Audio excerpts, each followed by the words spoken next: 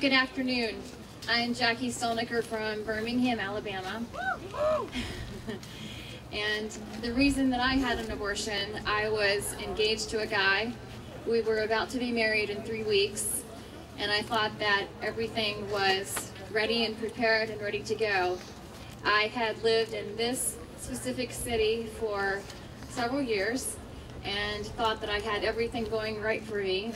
I had a wonderful career, wonderful parents that supported me. Everything was going right in my life, except for the relationship that I was in. And it was slightly abusive. However, I thought, you know, how bad could it be when you get married, things seem to get better. I was woken up that morning after I told him that I had become pregnant, and I was woken up 3 days later with a gun to my ribs and told me, "You can decide. One of you will die today. It's you or the child." He proceeded to tell me to get dressed, and we would go to the facility, which is local, and up near Bethesda Naval Hospital. We walked in the door, the gun was to my back.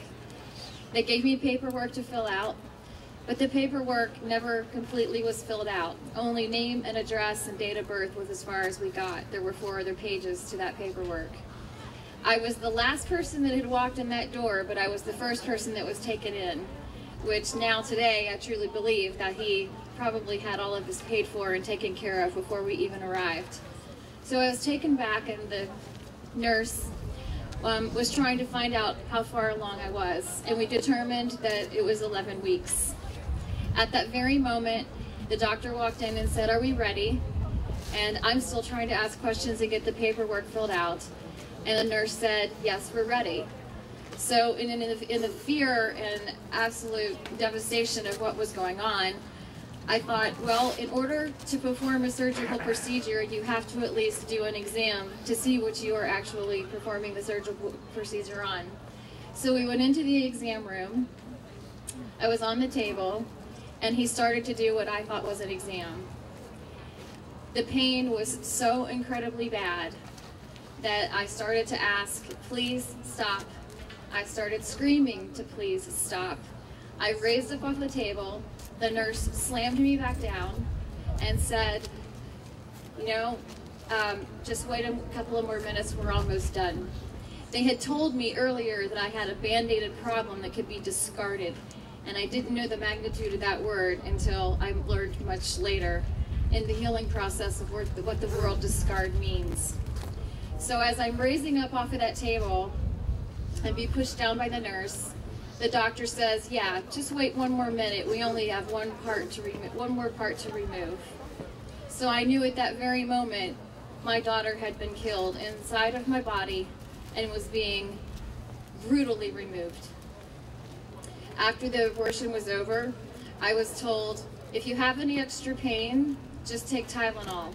If you have additional bleeding, go to the emergency room." So I proceed back to the lobby and thought that's where the fiance would be.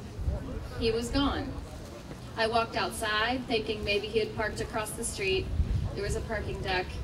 I got halfway across Wisconsin Avenue only to collapse in the middle of the street and lost 8 units of blood before the paramedics could get to me. For the next 3 days, I stayed in the hospital. I couldn't call anyone. I couldn't tell anyone what was going on. And then finally, I was released and taken by cab to my home, where I kept that secret for a very long time. And then finally, it started to surface into my life. And for many years, I allowed psychologists and psychiatrists to put me on many drugs, and I walked around like a zombie until I decided I can't deal with this anymore. So finally, I attended Rachel's Vineyard and was able to begin my healing journey.